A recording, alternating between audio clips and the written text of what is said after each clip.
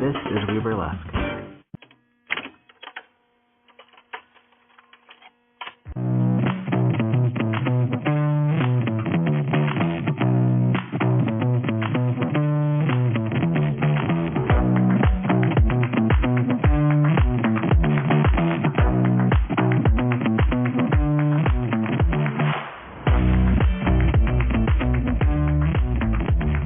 This is the music that made We, part of the We Burlesque podcast network. I am your host, Viktor, and I get to talk to nightless individuals in the field of burlesque, drag, and cabaret. Today, we're talking about the music that made them. So this is the music that either inspired them on stage, off stage, got them to where they're going, or will get them to where they will end up being. I'm very excited to have back on the pod. I have Obscura Fox, everyone. Hello, hello. Hello, hello. Thank you for having me again. Yes. How have you been the last couple, let's see, it's been a few months since I spoke with you. What have you been up to? I'm doing a little bit of traveling. Just finished my Kink Fest performance this weekend. Nice. Miss Pucks the Plenty put on the show, and I was lucky enough to get out there and get naked in front of people who are already naked. Yeah. Well, so is it a what is Kink Fest? I guess I won't lead. What's the question? What is the event? Yeah, Kink Fest is just it's like a kinky convention, so BDSM, all of the various different ways and flavors that one can be kinky. There's classes and lectures, and I mean, even things like legal information for having like multiple partners or, non-traditional families, and then things like, this is how you spank someone until whenever they want you to stop. Yes.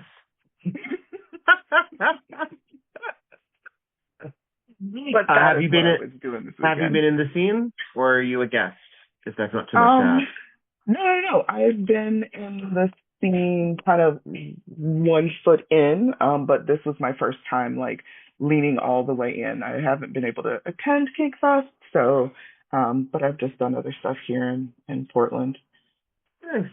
Yeah, White Elephant Burlesque started in the kink scene. So we performed at dungeons, we performed at fetish events like in Jersey, the Floating World, Libertine Ball in Philadelphia. So it was one of the first places that we really got notoriety. It was very gratifying, and I think that one of the reasons, and I'm pretty vanilla, all things considered. I mean, but I like to think of myself as both respectful and open-minded when it comes to a lot of things. I've sat for a lot of panels that I wouldn't necessarily do anything with that information except just absorb it. But also I found the kink community to be one of the most welcoming in terms of what our burlesque was giving, which, at the time was very queer and very body positive, very, well, I hate the expression body positive, but body variety. We had relatively thin people, we had larger people, and while we not yet had a lot of other flavors represented, it was nice to get that, to cut our teeth on that, basically. Yeah, it definitely felt like I could do some other things that might be a little risque, which is always interesting for something that is 21 and up. But there were just a lot of things that were different, and it felt like it was received. Because some of it wasn't what we could necessarily, some of it's not what we could do at a regular floor show or a place like Triple Door. So, yeah. I think also some of the content can be adjusted a little bit. I think sometimes we as burlesque performers are a little worried about not representation as endorsement, depiction as endorsement, and saying this is a scene, and therefore you have to subscribe to all of it, and especially I do. And I'm like, that's not quite, I think, the requirement. Right. Yeah. I'm telling the story. It's not necessarily my story, but it's my story. And that, there's a lot of responsibility with that. Certainly, you don't want to step in things you can't back up. But right. Yeah. Yeah. So it's interesting. Kink is fascinating. Yes, it is very Yeah. fascinating. Yeah. And so little of it has actually to do with like penetrative sex, frankly. So Exactly.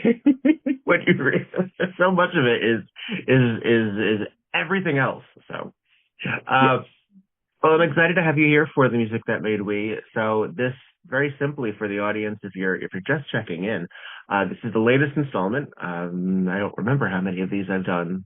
We're edging towards 100. I know that.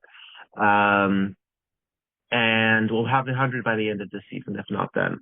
But what it basically is I talk to the artist and I say, okay, tell me 10 songs that represent something that you want to talk about your journey to where you are now.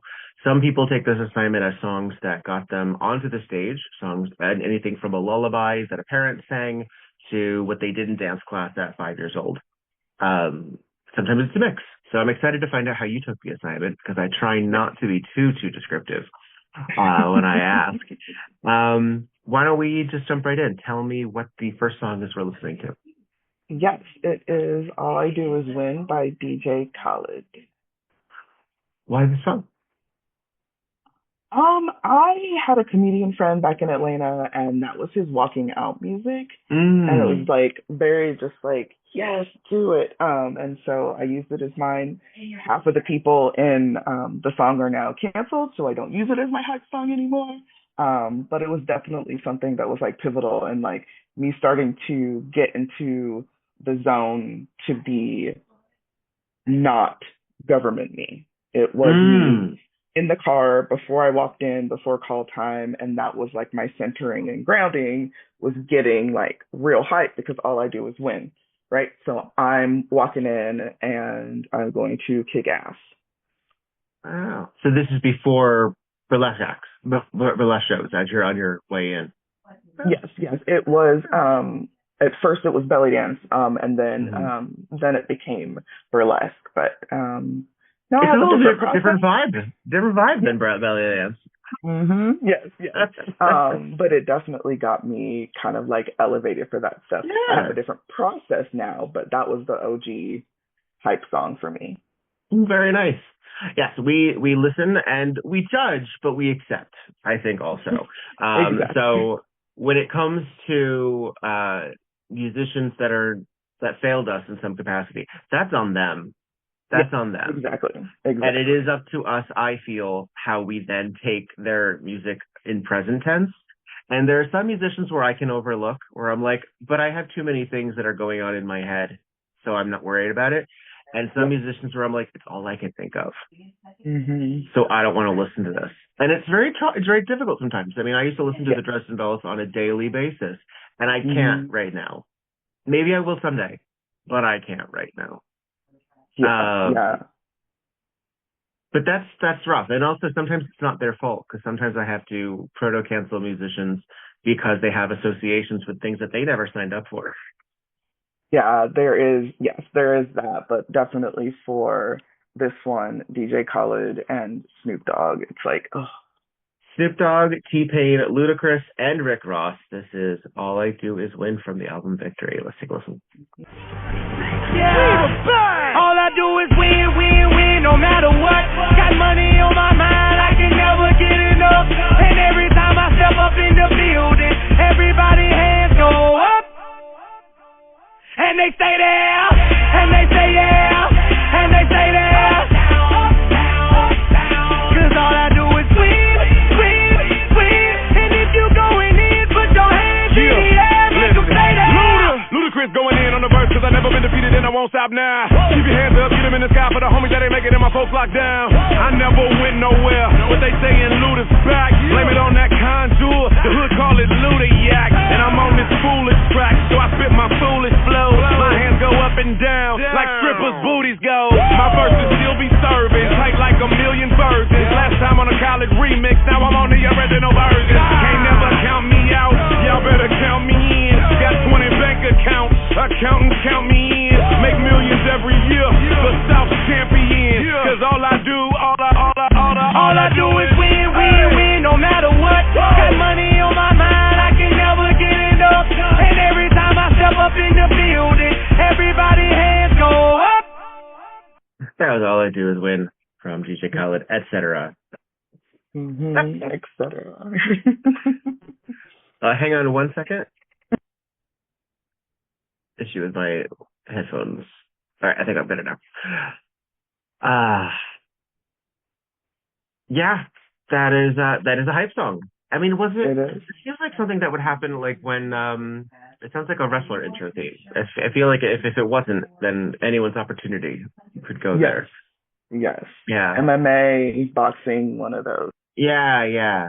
I had so when I was in the Rocky Horror Picture Show Shadowcast, Home of Happiness in New Jersey, there would be pre-shows. So pre-show would either be, often would be a scripted or choreographed performance piece to a song, just something. Often in Rocky Horror world, but didn't have to be. And then there would be rules and announcements, which was usually run by our cast director, Larry, and somebody else in the cast. So rules and announcements, basically letting people know what they could or could not do in the theater in a fun way.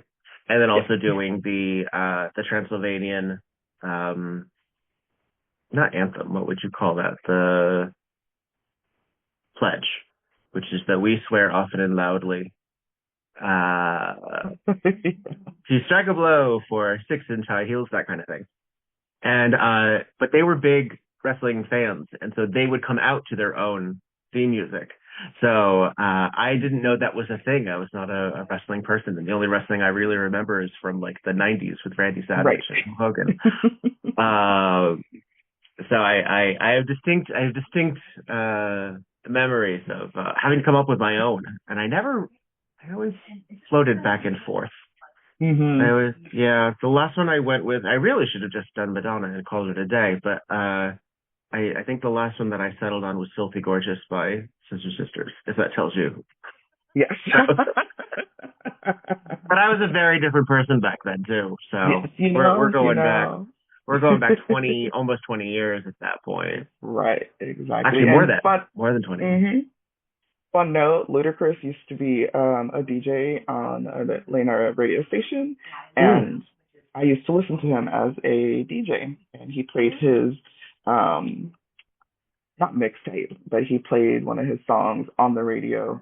I can't remember if it was sanctioned or not. So that's the fun of a mixtape, yeah. Exactly. So that's always fun. Well, let's go right into track number 2, because we're going to take a sharp left in terms of what we're going with. Tell me about track 2. Track 2 is Thin Wagon by Dixie Chicks. They are called The Chicks now. And so background, I didn't listen to a lot of like pop music at home, just because, Asian people listen to different things. But one thing that was allowed in my household was country. So like country, gospel, that sort of thing. So I got used to country. I like country. A lot of country is in my vocal range. And my 2 best friends and I would listen to this album while we're driving around doing nothing in like 98, 99, 2000. And interestingly enough, we kind of had voice ranges that were the 3 of them. So riding around in the car with us was like peak listening. But this is one of the few songs I will do at karaoke. This is a risque one too. Right? Yes. Exactly. So music being allowed in your household, country music, this may not have been what they had in mind. Well, absolutely no. But at that point, I was buying my own CDs, so. Very good. I have follow-ups, but let's take a listen to it. This is from the 1998 album Fly. This is The Chicks with Thin Wagon.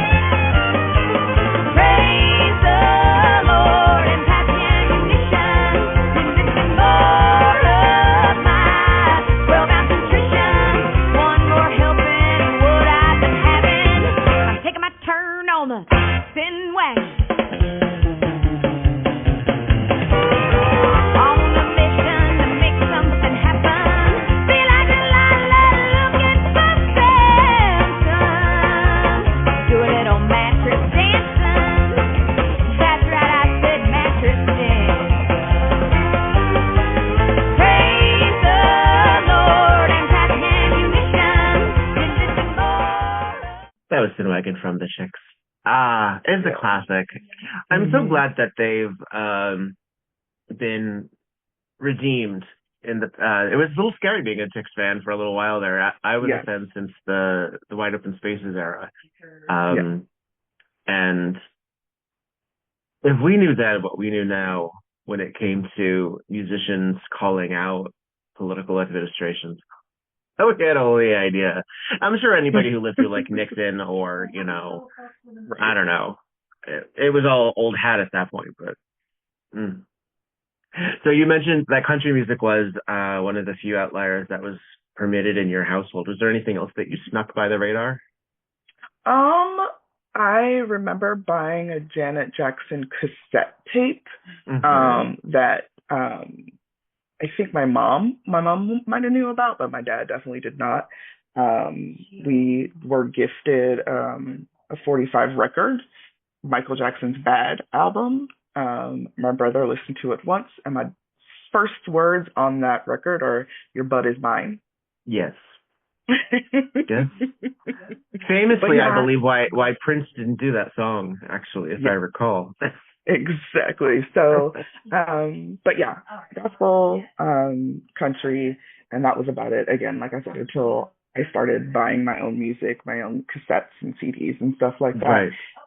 And then, having a player in my room, then I could just do what I want to do with headphones on. Yeah. Remind me, was your upbringing religious in nature as well? Yes. Okay. Yes, it was religious. My dad is a preacher. Right. So, yeah, family from Barbados. So, obviously Caribbean music, but country and gospel. I don't know if I'm familiar with a lot of authentic Caribbean music. What is the, if not singing about love and secular items, what would be permissible in the topic of Caribbean music? What would, in that genre, what would be the content? A lot of Caribbean music is a little misogynistic. It's very sexual. And so that's something that is, and some of it is suggestive. But some of it is just outright sexual. So I think in the context of this is culture and this is what my parents grew up listening to, it was more permissible. But if there was a rap song and there was any sort of allusion to sex or things like that, that would not be okay. Right. No Shabba ranks for you. There would be. Yeah. All right, let's keep on going. Let's talk about track number 3.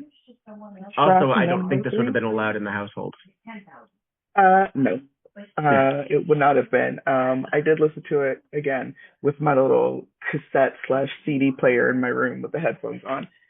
But yeah, it's Gangsta's Paradise by Coolio, from the Dangerous Minds soundtrack.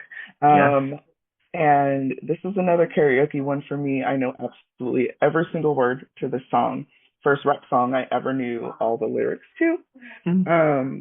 And doubly so, the act that took me to my first festival outside of the Pacific Northwest was an act that used a really epic, thematic or dramatic version of this song.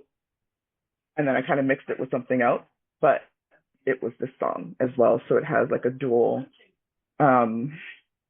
meaning for me. Nice. Yeah, this is classic. Really.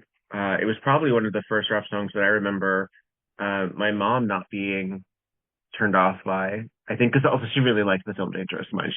She was a second-wave feminist, very into the white savior sort of mindset, unfortunately. Yeah.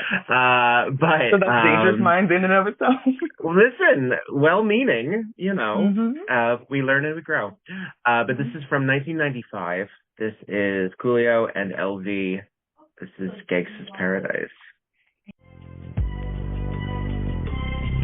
As As I walk through the valley of the shadow of death, I take a look at my life and realize there's nothing left. Cause I've been blasting and laughing so long that even my mama thinks that my mind is gone. But I ain't never crossed a man that didn't deserve it. Me be treated like a punk, you know that's unheard of. You better watch how you're talking and where you're walking, or you and your homies might be lying and chalk. I really hate the trip, but I gotta low. As they croak, I see myself in the pistol smoke. Fool, I'm the kind of G the little homies wanna be like, on my knees in the night, saying prayers in the street light. Been singing most of the night, living in the gangster's paradise. We've been spending most of the night, living in the gangster's paradise. We keep spending most of our lives, living in the gangster's paradise. We keep spending most of our lives, living in the gangster's paradise. Look at the situation they got me facing. I can't live a normal life. I was raised by the shit, so I gotta. That was Gangsta's Paradise from Coolio from Dangerous Minds. Mm-hmm. Yes. Yeah, sample from Stevie Wonder. Yes. Very effectively. Very effectively. Yeah. So when you were listening to songs like this under the radar, how did you become aware of them? Were you just, was it through school? Was it through TV? How did you get exposure to outside music? Yeah, it was mostly friends. When we moved to Atlanta, I was like in middle school. So I had a little bit more freedom, and again, just friends. And listening to the radio stations, like the one that, Luda was on, was just giving me more exposure. So, when I was in Atlanta, I, had friends from the start, and all my Black American friends is kind of where that all filtered in for me. Mm-hmm. Were there situations where you would trade with folks, or where they were like, here, you got to take this track, or making your own recordings on cassette? Because I remember that era for myself. I know you're a little younger than me, but sometimes you would borrow the cassette single, or you'd borrow the full album, and then you would dub it onto your own CD, your own cassette. Mm-hmm. Yeah. No. So in middle school, being that you wanted to be like everyone else, I did not listen to Caribbean music around people who were not Caribbean or family. It was one of those things where people either didn't realize that Black folks could come anywhere other than Jamaica or Africa. So there was that whole thing. Or sometimes it was that I was trying to make myself feel more special because my family came from another place. Georgia was quite difficult in very complex ways that I did not anticipate. So yeah, it kind of oscillated through that. I mean, nowadays, obviously, I'm 43-year-old woman, and it's very different. Yeah. But yeah. So okay. Not as much cultural exchange, just cultural reception. Did you have older siblings? Nope, I'm the oldest of 4. You are the oldest. So you were the tastemaker, or you were the practice child. So, yes. Yeah. I was very lucky to have older siblings, so I was able to just absorb a lot of what they were into and get that kind of exposure. There was a time in the household where we were not allowed to watch MTV. But I feel like we were home alone so often where a rule like that really meant nothing. We just had to, select our hours. So that's when I learned who, Madonna was. That's when I remember first hearing TLC and getting sort of an idea of the world outside of my little Connecticut town, frankly, Yeah. All right, let's keep on going. Let's talk about track number 4. Yes. So my first musical was Crazy for You. I was one of the girls in the company. And for this song, the choreographer wanted, so there was someone playing an actual bass, but for visual, she had all of the company guys play one of the company girls as a bass. So when the person with the real bass was doing this sort of stuff, they were doing this with us. And I got lucky enough that it was one of the boys that I had a crush on. So that was terrifying and also great. I gotta tell you, I don't know if I know the show Crazy for You. I know all of these songs. But this is Slap That Bass from Crazy for You. Let's take a listen. Zoom, zoom, the world is in a mess. With politics and taxes and people grinding axes, there's no happiness. Zoom, zoom, zoom, zoom, rhythm lead your race. The future doesn't fret me if I can only get me someone to slap that bass. Happiness is not a riddle when I'm listening to that big bass fiddle. Slap that bass. Oh, I'm so dizzy. Slap that bass. Yeah, there isn't busy. Zoom, zoom, misery gotta go. Slap that bass. You like money. Oh, slap that bass. You can get money. Zoom, zoom, zoom, and the rest is out of your soul. Dig, dig, it would be better off if they zoom, zoom now and then. Zoom, zoom, zoom. Say, you can see that the happiest men are not alone. In which case, if you want to bubble, slap that bass, slap away your trouble. Zoom, zoom, zoom, zoom, slap that bass. That was Slap That Bass from the London recast recording of Crazy for You. I did have to look it up. So it is from essentially a jukebox musical. It's Gershwin. So that's why I know all of these songs, just because I know them all from it. But it's based loosely on the 1930 musical Girl Crazy. So there you have it. There you have it.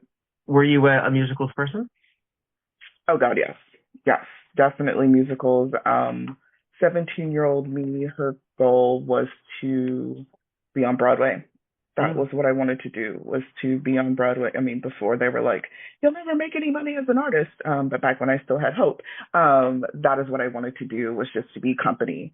I'm a company sort of person. And I was like, that's all I need to do. And Lion King is the thing that kind of was like, can I try this again? And I think that was in like 2003 or something like that. So I'd already graduated, but it was like, should I change my major? But yeah, because I sing and dance, and so it kind of felt like, that was where I should be. What did you end up majoring in? Political science. And then psychology is essentially what I kind of just continued to do. Right. I mean, you still are using it.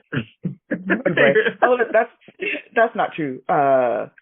Music, vocal was my very first declared major. So it was that, and then political science, and then psychology. So the idea of combining sort of being a triple threat, acting, singing, and dancing. And you said one of the few songs that you do at karaoke is Sin Wagon. Does that mean that you have yet to engage in the burlesque world as a vocalist? Yes, I have not. Definitely folks have asked about it. What I did learn when my major was music, that I don't like to sing in front of people when I'm sober. And so that posed an issue. Neither did Billie Holiday. So I mean, not a great reference. Exactly.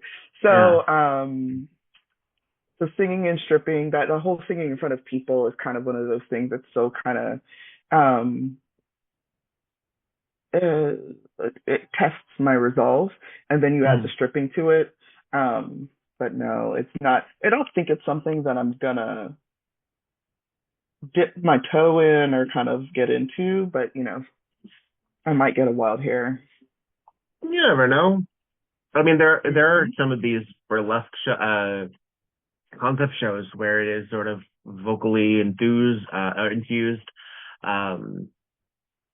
think there's possibility. I am not a singer. I struggle with key. That seems to be my issue. However, if I get there, I'm a pretty decent harmonizer. I think. Because I think I sound pretty good when I'm singing along, but I think I just never learned the proper technique. So I don't know how to sustain. That's really, I guess, really what it is sustaining. Yeah.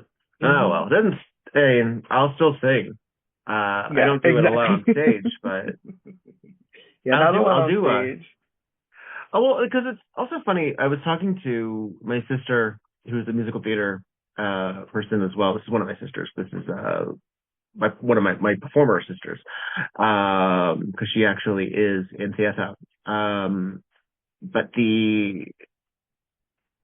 while we don't necessarily have a lot of like really powerhouse vocalists on the charts right now, there seemed to be more of a forgiveness of pop musicians in like early Americana music, early American songbook, where you had your great Ellas, you had your, you had your Billies, you had your Sarah Vaughns,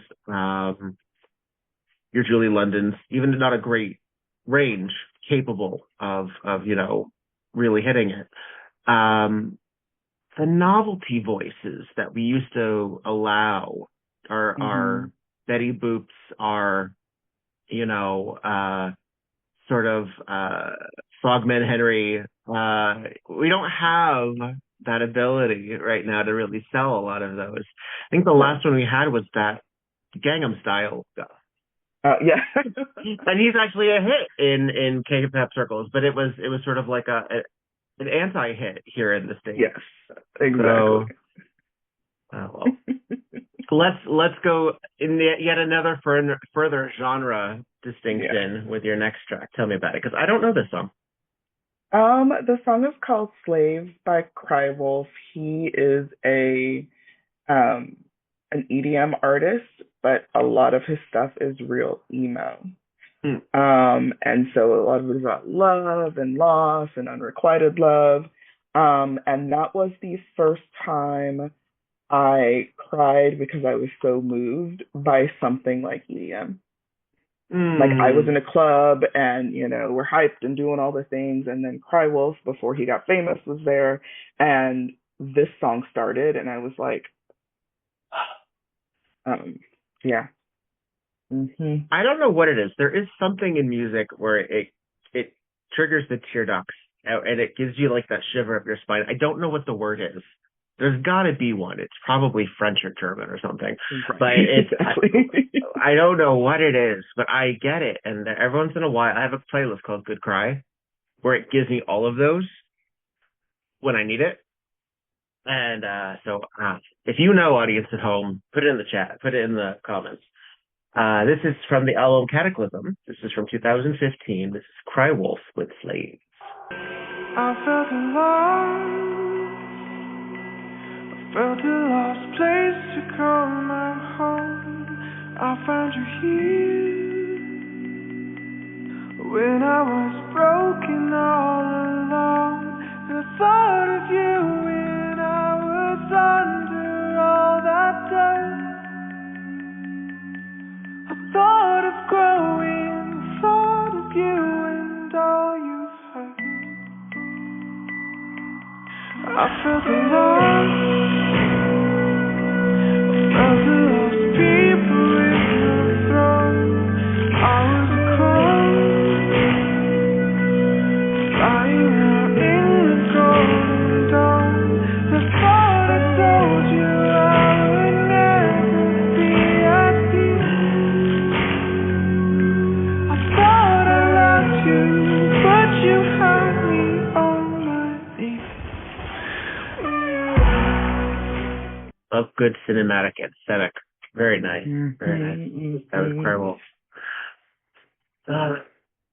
Is there any music that is happening these days that you're like, you know what, good for them, good for the kids. I think I can jam with this too. Um, Pop music, not really. Mm, Um, I don't listen to the radio anymore, mm, so I feel like what I get fed is more because, Apple Music, Spotify, I get fed more of what I already like. mm. So yeah, I don't really get exposed to much new stuff. Um, I don't know what to say to the kids, but No, that's a valid point. I mean, we are at a curated point in life, aren't we? As which is kind of contradictory because so many things are shoved at us in every other way that we didn't right. necessarily ask for, in terms of Mhm. Mhm. advertising and in terms of content that we didn't ascribe to. One second, I have an outside leaf blower. Oh, they're doing the grass. Oh, that's funny. Um, live recording, everyone.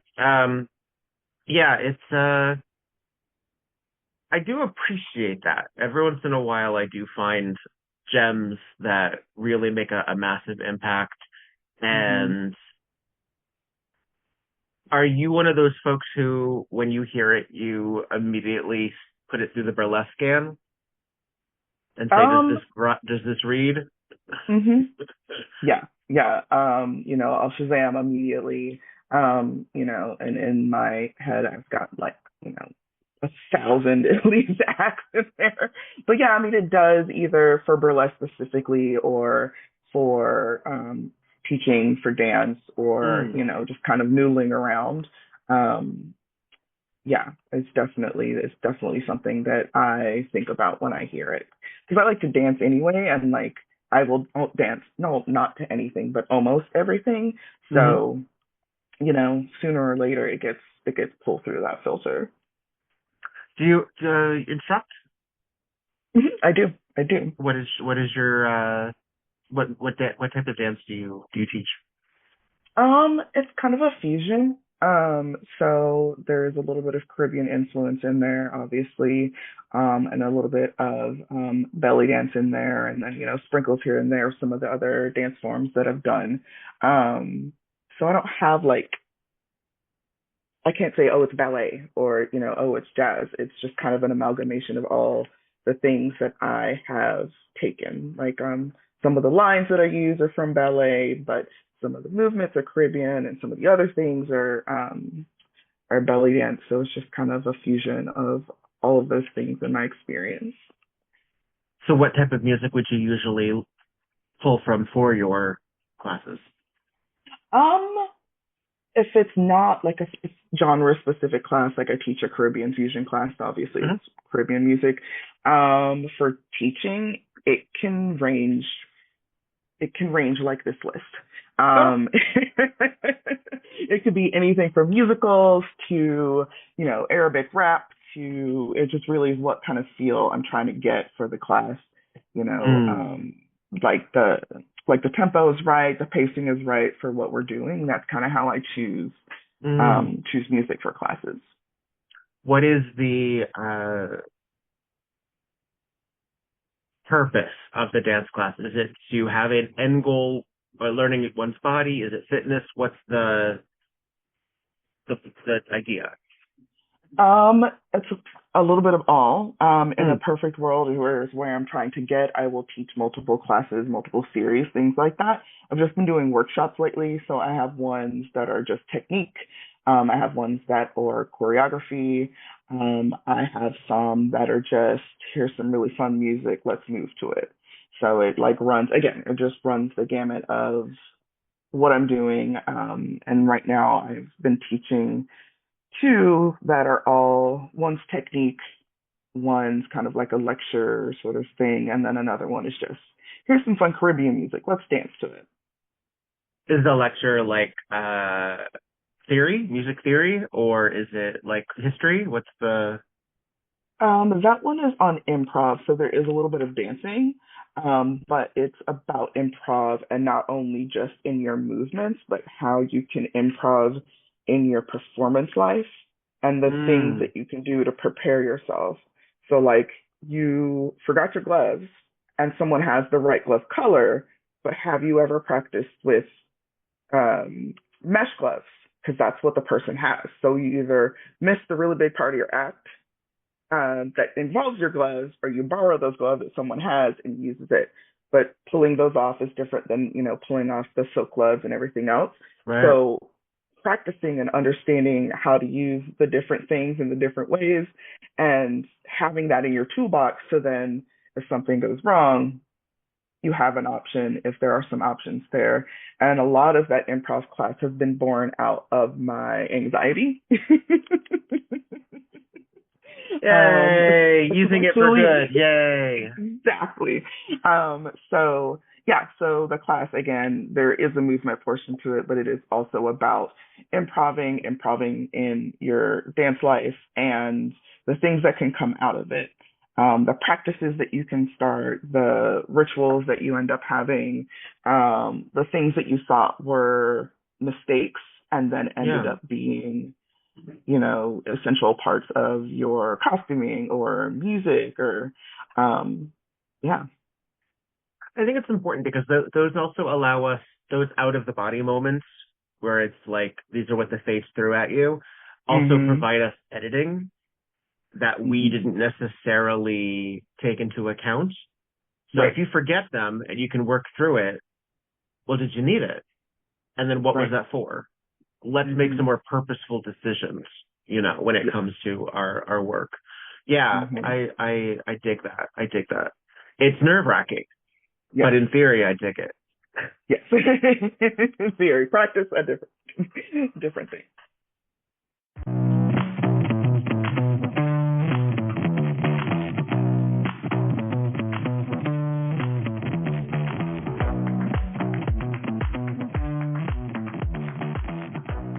The music that made We is produced by Viktor Devon. The Burlesque Podcast Network is the creation of me, Viktor Devon. Podcast artwork is by Logan Lefeur. We Burlesque and podcast cover art photography is by Atticus Stevenson. The theme song, On a 45, is by This Way to the Egress and is used with permission. Incidental music is via Pixabay under the Fair Use Doctrine. Visit WeBurlesquePodcast.com for notes on this and every episode. You can follow We Burlesque and Viktor Devon on just about every platform, spell @ symbol before it, and remove all the spaces. You can also support the podcast via patreon.com/WeBurlesque or via Venmo by searching VIKTORDEVONNE. Don't got the cash? Who does? Please follow, subscribe, and get 5 stars on every platform you can get your hands on. It really does help. All original material is owned by Viktor Devon and by Ellison Burlesque Corporation. All of the materials are property of their respective copyright. No infringement, while likely, is intended. Copyright disclaimer under Section 107 of the Copyright Act of 1976. Allowance is made for fair use for purposes such as criticism, comment, news reporting, teaching, scholarship, and research. Fair uses are used permitted by copyright statute that might otherwise be infringing. Non-profit, educational, or personal use tips the balance in favor of fair use. All rights and credit go directly to the rightful owners. No copyright is infringement intended. Please don't sue me.